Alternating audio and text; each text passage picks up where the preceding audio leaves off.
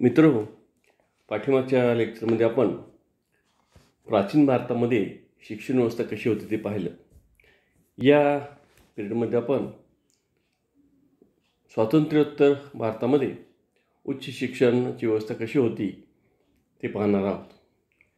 अगदी स्वातंत्र्य मिळाल्यानंतर ताबडतोब 1948 साली यासाठी एक आयोग नेमण्यात आला आणि तो जो आयोग आहे ते डॉक्टर राधाकृष्णन यांच्या अध्यक्षतेखाली नेमण्यात आला होता. हा जो आयोग आहे याचं कारण असं होतं की स्वातंत्र्य मिळाल्यानंतर संपूर्ण एक रचनाच बदलून गेली, समाज रचनाच बदलणार होती. आणि मग आता आपल्या उद्याचा तरुण कसा पाहिजे, कसा असायला पाहिजे, आणि मग मनुष्यबळ जे आहे ज्याला प्रशिक्षित मनुष्यबळ म्हणतो आपण, असे मनुष्यबळ निर्माण व्हायचं असेल तर उच्च शिक्षण कसं असलं पाहिजे या हेतूनं हा एक आयोग नेमण्यात आला होता. 1948-49 हा त्याचा कालावधी होता. म्हणजे अगदी तारीख सांगायचं 4 ऑक्टोबर 1948ला हा आयोग नेमला गेला. आता या आयोगानं अत्यंत बारकाईनं उच्च शिक्षण, हा आयोग फक्त उच्च शिक्षणापुरता होता आणि त्यामुळं त्यांनी उच्च शिक्षणाच्या संदर्भात खूप अत्यंत बारकाईनं सगळ्या तपशिलानं सगळ्या सूचना केलेल्या आहेत किंवा शिफारशी केलेल्या आहेत. या सर्व शिफारशीचा आढावा इथे घेणं शक्य नाही, परंतु त्यातल्या काही ठळक शिफारशी आहेत त्यांचा आपण या ठिकाणी विचार करणार आहोत. आता या ठिकाणी विद्यापीठाच्या संदर्भात त्यांनी असं म्हणलं होतं की जे विद्यापीठ ज्याला आपण म्हणतो त्या विद्यापीठामध्ये 3000पेक्षा जास्त विद्यार्थी असू नयेत. आता आपल्याकडं ही संख्या खूपच प्रचंड मोठ्या प्रमाणात, आणि एवढंच नव्हे तर महाविद्यालयामध्ये सुद्धा विद्यार्थी संख्या जी आहे ही 1500पेक्षा जास्त असू नये अशी त्यांची साधारणपणे कल्पना त्यांनी मांडलेली आहे किंवा तशी शिफारस आपल्याला केली होती. याचबरोबर शिक्षकांसाठी त्यांनी खूप चांगल्या शिफारशी केल्या होत्या. त्यांनी समजलं की शिक्षकांना उच्च शिक्षण आणि संशोधनासाठी प्रेरणा हवी. म्हणजे मग काय व्हायला पाहिजे तर त्यासाठी काहीतरी निधी उपलब्ध करून दिला पाहिजे, त्यांना काही सवलती दिल्या पाहिजेत, काही शिष्यवृत्ती दिल्या पाहिजेत, अशा प्रकारचे शिफारस त्यांनी केलेल्या आहेत. एवढंच नव्हे, त्यांनी अत्यंत शिक्षणासाठी आणखी काही बारकाईने सूचना केलेल्या आहेत की शिक्षकांची पदोन्नती त्यांच्या सेवाज्येष्ठतेच्या आधारावरच नव्हे तर त्यांच्या योग्यतेवर देखील व्हावी. केवळ सेवाज्येष्ठता हा पदोन्नतीसाठी निकष असू नये. तसंच शिक्षकाला आठवड्यात 18 तासापेक्षा जास्त अध्यापन कार्य देऊ नये अशीही त्यांनी सूचना केली. त्याचबरोबर शिक्षकांसाठी त्यांनी असं म्हणलं की विद्यापीठामध्ये न्यायाधिकरणाची स्थापना, म्हणजे ज्याला ट्रायब्युनल म्हणतो, म्हणजे समजा शिक्षकाला, काही विद्यापीठातल्या शिक्षकांच्या काही तक्रारी असतील, अडचणी असतील, त्यांनी प्रत्येक वेळा कोर्टात जाण्याऐवजी तिथंच त्याची सोडवणूक होण्यासाठी एक न्यायाधिकरणाची स्थापना केली जावी. शिक्षकासाठी विद्यापीठ महाविद्यालय परिसरात निवासाची सोय केली पाहिजे. म्हणजे प्राध्यापक जे असतील तर त्या ठिकाणी जर राहिले तर त्यांना स्वास्थ्य मिळेल आणि त्यामुळं त्यांच्या शिक्षणावर वाईट परिणाम होणार नाही. याचबरोबर त्यांनी असे म्हणलं पहा की विद्यार्थ्यांच्या पास होण्यासाठी त्यांनी सांगितले की नियम काय केला की 40% मार्क्स त्याला मिळाले पाहिजेत, आणि द्वितीय श्रेणीसाठी 55% आणि प्रथम श्रेणीसाठी 70%, म्हणजे 70पर्यंत अशा एक असतात. म्हणजे 55च्या पुढे 56 ते 69पर्यंत हे फर्स्ट क्लास, आणि 40 पासिंगसाठी 40% मार्क्स असले पाहिजे अशी अपेक्षा केली आहे. केवळ एवढंच इथं म्हणलेलं नाही तर याचबरोबर या ठिकाणी असंही म्हणलेलं आहे की स्नातकोत्तर विद्यार्थ्यांसाठी, म्हणजे जे काही आपल्या पदव्युत्तर विद्यार्थी आहेत अलीकडच्या काळात आपण असं म्हणूया की यांच्यासाठी सेमिनार अरेंज करावेत. म्हणजे त्याचबरोबर या विद्यार्थ्यांना, म्हणजे जे काही महाविद्यालयीन किंवा विद्यापीठी शिक्षण घेणारे विद्यार्थी आहेत यांच्यासाठी कुठल्याही विषयाला पाठ्यपुस्तकं असू नयेत, संदर्भ ग्रंथ असावेत. याचा अर्थ पाठ्यपुस्तक संदर्भांमध्ये फरक काय आहे तर पाठ्यपुस्तकांनी म्हटलं तर मग काय करतील विद्यार्थी, तेवढाच फक्त अभ्यास करतील पाठ्यपुस्तकाचा आणि त्याच्याच परीक्षा घेतली जाईल. इथं अपेक्षा अशी नाही आहे. इथं हा विद्यार्थी मॅच्युअर झालेला आहे आणि त्यामुळं इथं पाठ्यपुस्तकं न ठेवता संदर्भ ग्रंथ असले पाहिजेत. त्याचबरोबर की हा पदवी अभ्यासक्रमानंतर 2 वर्षाचा पदव्युत्तर अभ्यासक्रम असावा, म्हणजे याला आपण MA MSc वगैरे म्हणतो असं, आणि पदवीचा अभ्यासक्रम आहे हा 3 वर्षाचा असला पाहिजे. आता या ठिकाणी त्यांनी परत फरक केला जातो की स्नातकोत्तर पदवी जी आहे ऑनर्स कोर्सच्या 1 वर्षानंतर किंवा स्नातक पदवी घेतल्यानंतर 2 वर्षाची अध्ययन कालांतर दिली जावी. म्हणजे आता पुन्हा आपल्या नवीन शिक्षण धोरणामध्ये हा भाग सगळा येतो आहे, लक्षात घ्या. या ठिकाणी विद्यापीठी शिक्षणात सामान्य शिक्षणाचा अभ्यासक्रम सुरू करावा, तसेच अध्यापन साहित्य व अध्यापन पद्धतीवर देखील विचार केला जावा. म्हणजे बऱ्याच वेळा असं होतं की आपल्याकडं पदव्युत्तर अभ्यासक्रमामध्ये समजा एखादा विद्यार्थी एम ए होणार असेल, त्याला फक्त एम ए मराठीचं काही जे साहित्य असेल त्याचाच फक्त अभ्यास असतो साहित्याचा. तर त्याचबरोबर त्याला संशोधनाचा देखील अभ्यास त्या ठिकाणी थोडासा असला पाहिजे. तसं तो कसा शिकवावा याच्या संदर्भातला देखील अभ्यास असायला पाहिजे, अशी त्या ठिकाणी कल्पना मांडली होती. याचबरोबर असे म्हणलं होतं पहा या पदव्युत्तर अभ्यासक्रमामध्ये की एका विषयाचं अध्ययन आणि संशोधन पद्धतीच्या प्रशिक्षणाला महत्त्व दिलं जावं. म्हणजे समजा तुम्ही एम ए मराठी होणार असाल तर तो मराठी हा त्याचा स्पेशलायझेशन झालं. म्हणजे एम ए 3 विषयात एम ए एकाच वेळा होणार नाही. आपल्याकडे अशी पद्धत आहे पहा काही विद्यापीठातून. बी ए तो 3 विषय ते असतात. म्हणजे स्पेशल विषय नसतो काही ठिकाणी काही विद्यापीठात. पण पोस्ट ग्रॅज्युएटला मात्र एकच स्पेशलायझेशन असावं आणि त्याचबरोबर त्या ठिकाणी त्या विषयातल्या संशोधनाचं देखील ट्रेनिंग त्या कोर्समध्ये असणं अपेक्षित आहे. नंतर PhD जर करायचं असेल तर या PhDचा प्रबंध जो आहे हा PhDचा प्रबंध सादर करण्यासाठी किमान 2 वर्ष कालावधी. आजही तोच नियम आहे लक्षात घ्या. म्हणजे एखाद्याने PhD करायचं ठरवलं तर त्याचा MA नंतर किंवा MSc नंतर त्याला किमान त्याने 2 वर्षाचा कोर्स केला पाहिजे. म्हणजे त्यांनी मुदत घेतली पाहिजे आणि त्या 2 वर्षानंतरच त्याला या PhDचा प्रबंध सादर करता येईल. या PhDच्या संदर्भात त्यांनी काय केलं पहा की व्यावसायिक म्हणजे PhDसाठी तसेच व्यावसायिक अभ्यासक्रमासाठी देखील मौखिक परीक्षा घेतली पाहिजे. आता ही जी काही ज्याला आपण हल्ली ज्याला वायवा म्हणतो, तर ही वायवाची जी सोय किंवा जी सूचना जी आहे किंवा शिफारस जी आहे या ठिकाणी या कमिशनने केलेली होती. त्याचबरोबर यांनी असं म्हणलं की PhD किंवा अन्य संशोधनासाठी संशोधकाला शिष्यवृत्ती व इतर सुविधा दिल्या जाव्यात. म्हणजे PhD करणारा जर विद्यार्थी असेल तर त्या विद्यार्थ्यांनी फुल टाईम जर PhD करायचं असेल त्याला, तर तो केवळ संशोधन जर करणार असेल तर केवळ संशोधन कसं जगणार. म्हणून मग त्याला काहीतरी व्यवस्था केली पाहिजे, त्याला शिक्षणाची व्यवस्था केली पाहिजे. म्हणजे शिष्यवृत्ती अशी भरघोस शिष्यवृत्ती दिली पाहिजे की त्याचा जो सर्वसाधारण खर्च जो आहे नेहमीचा तो त्यात भागेल, अशा पद्धतीची शिफारस त्यांनी केली होती. आणि काही ठिकाणी तर ज्याला आपण फुल टाईम म्हणजे जे सर्व्हिसमध्ये आहेत आणि त्याला जर समजा एखादा प्राध्यापक आहे आणि त्याला जर समजा संशोधन करायचं असेल तर त्याला फुल टाईम तिथला पगार मिळून त्या ठिकाणी त्याच्या संशोधनासाठी 2 वर्षाचा जो काही कालावधी आहे तो त्याला विशेष संशोधन केंद्रामध्ये जाऊन संशोधन करता येईल, अशी व्यवस्था असावी अशी ती अपेक्षा केली होती. विद्यापीठ असं म्हणले पहा की जे उच्च कोटीचं संशोधन असेल, म्हणजे जे काही संशोधनं होतात ही संशोधनापैकी काही संशोधनं खूप उच्च दर्जाची असू शकतात. ते विद्यापीठाने ठरवायचे की आपल्याकडे जे संशोधन आले, समजा आमच्या विद्यापीठाकडे समजा 100 संशोधन झाले असल्या वर्षामध्ये किंवा 2 वर्षामध्ये, त्यांनी असं लक्षात आलं की 10 माझ्यातल्या 200 पैकी हे 10 किंवा 100 पैकी 10 किंवा 15 संशोधन खूपच उच्च दर्जाचे आहेत. तर अशी संशोधनं विद्यापीठानं प्रकाशित करावीत. कारण त्या कॅन्डिडेटनं प्रकाशित जर करायचं ठरवलं त्याला खर्च खूप येतो आणि ते त्याला परवडणारं नसतं. आणि म्हणून मग विद्यापीठात प्रकाशित करायचे आणि म्हणून त्याच शिफारशीच्या अनुषंगानं आपल्याकडं विद्यापीठामध्ये बहुतेक सर्व विद्यापीठामध्ये जी काही विद्यापीठात आज जे प्रस्थापित विद्यापीठ आहेत या विद्यापीठामध्ये रिसर्च पब्लिकेशन ग्रँट नावाची ग्रँट दिली जाते. म्हणजे मला आठवते साधारणपणे 20-25 वर्षापूर्वी शिवाजी विद्यापीठामध्ये म्हणजे 2020 वर्षापूर्वीच म्हणू आपण की 2000पर्यंत मी पाहिलेलं आहे की त्या ठिकाणी ₹15,000 आम्ही पब्लिकेशन ग्रँट म्हणून देत असू ते ह्याला पब्लिकेशनला.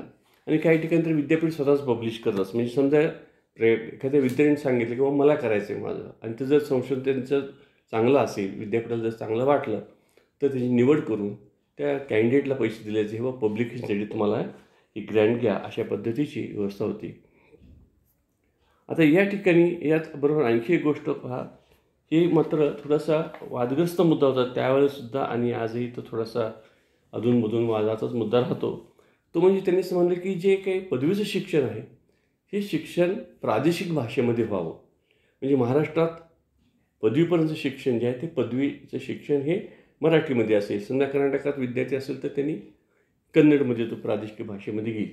पण जर त्याला असं वाटलं की मला इंग्रजीतनं शिक्षण घ्यायचं आहे तर तशी सोय उपलब्ध व्हावी आणि त्यालाही प्रवृत्त करावं मुलांना. कारण त्याला पुढं जर आणखी जास्त ज्ञान घ्यायचं असेल तर इंग्रजीसुद्धा गरज आहे. पण मात्र बेसिकली पदवीपर्यंत शिक्षण त्यांनी असं म्हणलेलं आहे की या प्रादेशिक भाषेतून घ्यावं अशी शिफारस होती. पण त्यावेळेला या तज्ज्ञांच्या मध्ये खूप ह्या विषयासंदर्भात मतभेद होते. एवढंच नाही, त्या कमिशन असंही म्हणलं की बाबा त्याला जर हिंदीतून घ्यायचं असेल, राष्ट्रभाषेतून शिकायचं असेल तर राष्ट्रभाषेतून शिकायला सुद्धा काही हरकत नाही. तशी जर सोय होत असेल तर करायला काही हरकत नाही. आणखी या शिफारशीमध्ये आपण ही भाषा पाहिलं PhD शिष्यवृत्ती द्यावी तेही सांगितलेलं आहे. आता या आणखी एक ह्याच्यामध्ये महत्त्वाची गोष्ट म्हणजे की जी परीक्षा पद्धती आहे, परीक्षा पद्धतीच्या बाबतीत या ठिकाणी खूप शिफारशी केलेल्या आहेत. त्यातल्या काही शिफारशी अशा आहेत की विद्यार्थी प्रगती पूर्वी काय असं की एकदा परीक्षा व्हायची, म्हणजे ज्याला आपण लास्ट इयरची परीक्षा विद्यापीठ घ्यायचं. आजही मला वाटतं मुंबई विद्यापीठामध्ये असं सोय होती की पहिली 2 वर्ष महाविद्यालय परीक्षा घ्यायचं आणि शेवटची परीक्षा विद्यापीठ घेत असे. त्याने असं म्हणलं की नाही, विद्यापीठांचं प्रत्येक वर्षाची परीक्षा ही विद्यापीठानेच घ्यावी. आणि हे घेत असताना काय केलं जावं, तर त्याचे जे काही समजा मार्क्स असेल, 100 मार्काचा जर पेपर असेल तर त्याचे 1/3 मार्क जे आहेत, हे 1/3 मार्क ज्याला आपण क्लासवर्क म्हणा किंवा होम असाइनमेंट म्हणा, ट्युटोरियल्स म्हणा, याच्यासाठी असावेत. आणि 2/3 मार्क जे त्याची मात्र परीक्षा असावी. तसंच व्यावसायिक आणि स्नातकोत्तर म्हणजे ज्याला प्रोफेशनल कोर्स आहेत, इंजिनिअरिंग असेल, मेडिकल असेल, लॉ असेल, एज्युकेशन असेल, हे जे प्रोफेशनल कोर्स आहेत यामध्ये परीक्षेमध्ये केवळ थिअरीची परीक्षा न होता प्रात्यक्षिकाची देखील परीक्षा असली पाहिजे आणि मौखिक परीक्षा व्हायला पाहिजे.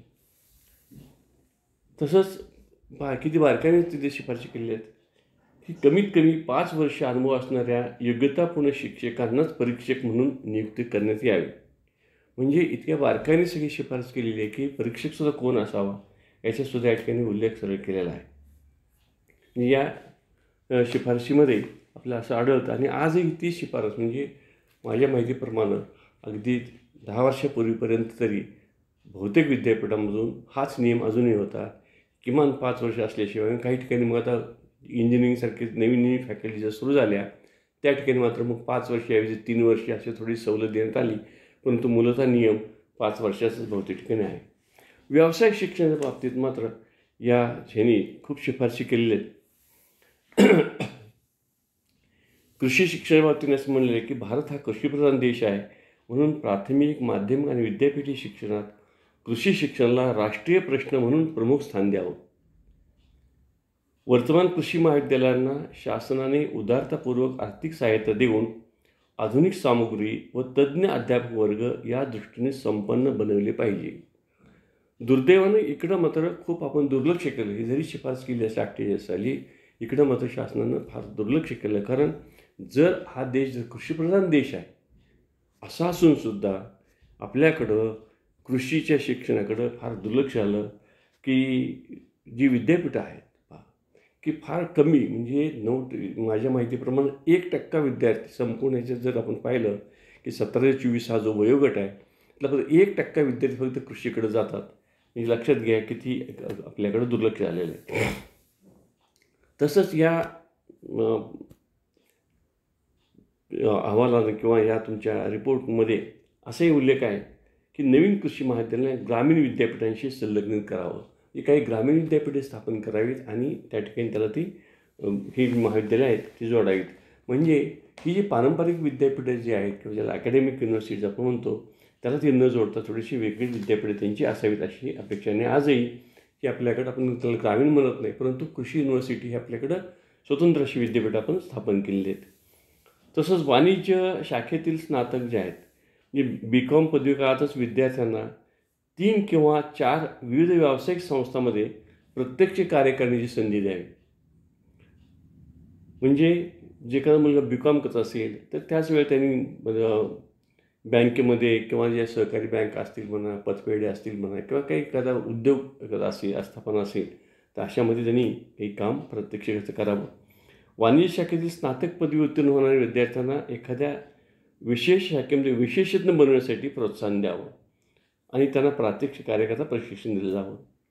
तसंच MCom शिक्षणासाठी विशेष योग्य असणाऱ्या विद्यार्थ्यांना अध्ययनास परवानगी द्यावी. म्हणजे सगळंच बी.कॉम झालेल्या मुलांनी एम.कॉम करू नये. तर त्यातले जी चांगले विद्यार्थी असतील, गुणवान विद्यार्थी असतील, मेरिटोरियस विद्यार्थी असतील, त्यांनाच एम.कॉमला ॲडमिशन द्यावं आणि त्या एम.कॉमच्या अभ्यासक्रमामध्ये पुस्तकी ज्ञानापेक्षा व्यावहारिक ज्ञानावर भर द्यावा. तसंच या ठिकाणी अध्यापन व्यवसाय, ज्याला म्हणजे आपण टीचिंग प्रोफेशन म्हणूया, की शिक्षण महाविद्यालयाच्या अभ्यासक्रमात सुधारणा करून त्यात पुस्तकी ज्ञानापेक्षा विद्यार्थ्याचे अध्यापन कौशल्य विकसित करण्यावर भर द्यावा. याकरता सराव पाठ कार्यक्रम 12 आठवड्यापेक्षा कमी नसावा. त्याला आम्ही इंटर्नशिप म्हणतो. म्हणजे आता आम्ही 20 आठवडे म्हणतो आहे, ते 12 आठवड्यापेक्षा कमी नसावा असं ते म्हणलेलं आहे. आणि लक्षात घ्यायचं पुन्हा उल्लेख आहे की पुस्तकी ज्ञानापेक्षा विद्यार्थ्याचे अध्यापन कौशल्य विकसित करण्यावर भर द्यावा. इतक्या बारकाईने विचार केलेला आहे. शिक्षण महाविद्यालयातील अधिकांश शिक्षकांना माध्यमिक शाळेत शिकवण्याचा अनुभव असावा. म्हणजे जर B.एड कॉलेजला जर प्राध्यापक नेमायचं असेल तुम्हाला, तर त्याला शाळेतला काहीतरी अनुभव असला पाहिजे अशी अपेक्षा ठेवलेली आहे. अलीकडं मात्र, पूर्वी हा नियम होता, अलीकडं मात्र हा नियम आपण ठेवलेला नाही, पण पूर्वी मात्र हा नियम होता आणि ह्या शिफारस आहे. तसेच मुदलियारपूरचं जे कमिशन होतं सेकंडरी एज्युकेशनसाठी, त्या कमिशन देखील अशी शिफारस केली होती. या रिपोर्टनं किंवा ह्या कमिशननं B.एडचा जो काही कालावधी आहे तो 1 वर्ष असावा असं म्हणलेलं आहे.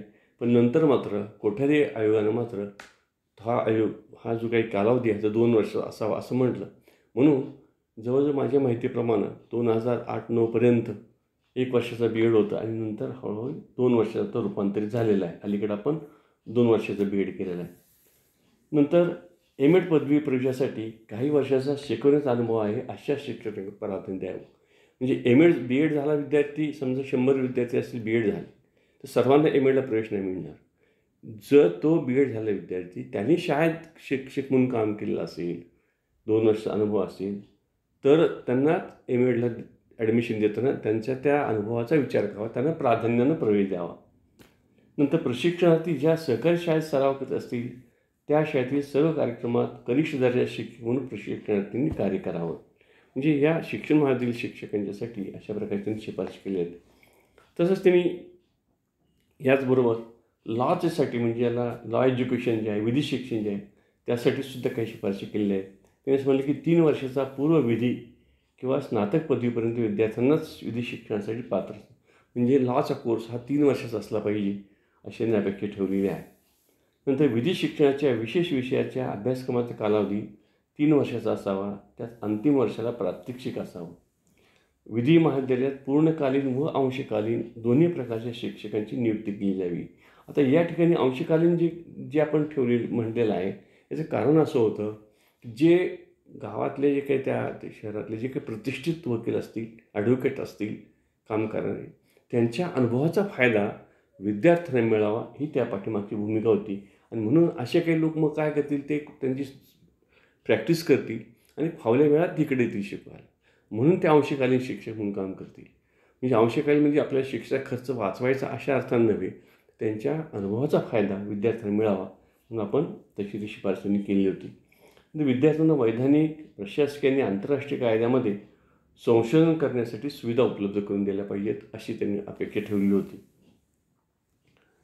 हे जसं त्यांनी लॉच्या बाबतीत सांगितलं, तसं इंजिनिअरिंगसाठी सुद्धा, इंजिनिअरिंगच्या कोर्सेससाठी सुद्धा म्हणले त्यांनी की देशातील विविध उद्योगांच्या आवश्यकतेनुसार अभियांत्रिकी तंत्रज्ञान संस्थेचा अभ्यासक्रम सुधारणा करण्यात यावी.